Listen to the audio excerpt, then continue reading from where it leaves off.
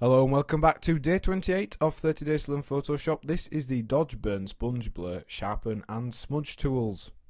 My name's Ben Gribbin, and in today's lesson we're going to look at these 6 tools and how they are actually used in Photoshop. So to do that we're going to need to go to Photoshop, and let's start with the Blur tool. It's the first tool that is selected on this pane here, and the Blur tool, as it would suggest, literally blurs elements of our file, and it works just like the brush tool. We can change the brush head, we can change the strength of this, and also we can set it to sample all layers as well as a different color mode if we wanted to. So let's just show you how it works. Let's go and blur out some of our image with a soft head. The more you click, the more it blurs, and very slowly you can start to build up a very blurred part of your image. And if you wanted, you can actually set the strength of this, turn it right down, so you can do subtle blurs, focusing elements out and in, and it's a very handy tool to be able to do, especially when you work with shapes and things like that, because you can blur out the edges of them and blur colours together, all kinds of cool stuff. So that's the blur tool. Next we've got the sharpen tool. So this is kind of the opposite of the blur tool. However, it actually increases contrast in the areas you paint, and it does have a kind of limit, this tool. Brush based again, can change the hardness, size, whatever you want, the shape of your brush head, and you can set the strength and the color mode, and you can also set it to protect detail, which you're going to want. But essentially what it does is it increases the contrast, which is fine up until a point when we start to see this happening down here. Before we started doing this tool, there wasn't any of this detail in here, and that's because it increases the contrast to a point where it's actually magnifying and exaggerating any kind of pieces of dust or anything we had on our image. So it does get to a point where it actually starts to add noise. So you're going to want to look out for that, because you see there we didn't really have much problem with that area of the image. It's got a little bit of like mud or whatever, but when we start adding this sharpen tool, it contrasts and it starts to exaggerate, and eventually it gets to a point where technically it would be unusable, so it doesn't look very good. But it does help in some cases to just be able to sharpen up areas and focus them. Next we've got the smudge tool, and this is a really cool tool. It allows you to play around with the shapes of your file. Again, it's brush based, so let's just set it to a harder brush just to show you what it does. We're going to put it onto normal mode, set the strength around 50, and you can see it allows us to actually physically drag the colours, the shapes, and just smudge, blend. It's kind of like turning your photograph or image into an oil painting, and we could literally just keep going with this, blurring objects together. We're holding down here and doing pretty decent long strokes, but if you were daubing like so, it doesn't really do very much unless you put it onto finger painting mode. Let's do that. Let's just show you what that does.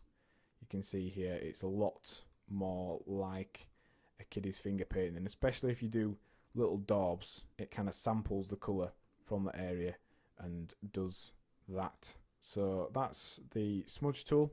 Very interesting tool. You can set the strength of it, and you can use this to fade things together and just in general mess around with your images. So let's just restore that back to how it originally was. Then we've got the Dodge, Burn and Sponge tools. Now these are more related to colours. They don't affect shapes or anything like that like these tools did. So let's start off with the Dodge tool, selected by pressing O. Dodge basically means to lighten, and you can choose the actual tones you want to lighten. So let me just make a new layer and explain something very simply.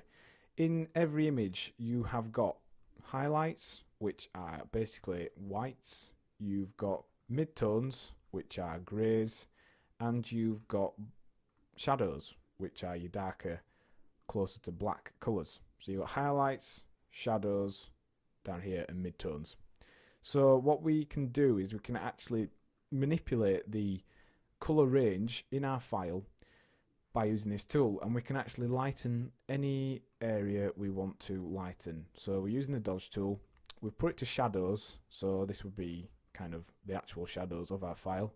It's a brush based tool, so let's go ahead and just lighten up some of the darker areas of our image, and you can see it changes the exposure in effect.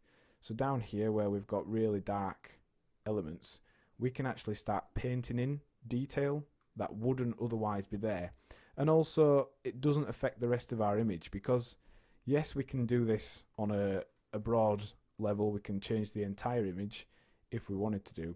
This just allows us to go around and paint in areas where we want more detail and create kind of really detailed images that look really good and have been tweaked till we're completely happy with them. So you can see it's done a pretty decent job of going from this, which is really dark, kind of not very much detail, to a much lighter, much more detailed element, and you can just fade it out using a softer brush head to be able to get a less obvious line, and obviously you would be more accurate when you were doing it. So that's what the dodge tool does. Very handy, especially when you're manipulating images. And its kind of cousin tool is the burn tool. This works again on shadows, highlights and midtones, except the burn tool darkens them. So let's go on to highlights. Let's say this area here is massively overexposed, which is, we can set the exposure and we can turn down, in effect, the exposure of this area. So let's just do that a little bit more neatly.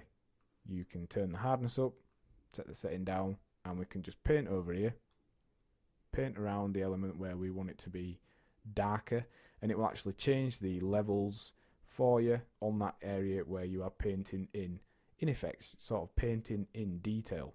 So if we were to go around the entire thing, do that, we would actually be able to almost correct any exposure problems we had, any areas that are blown out. You can use it on large custom images to blow areas in, highlight them, whatever you want to do. You can do it on shadows if you wanted to make your shadows darker. If your image was underexposed, you could use it to do that. So let's say down here we wanted it to be invisible, basically. Set the brush nice and big, a little bit softer, and we could just literally paint in detail or paint out detail in the case of this tool.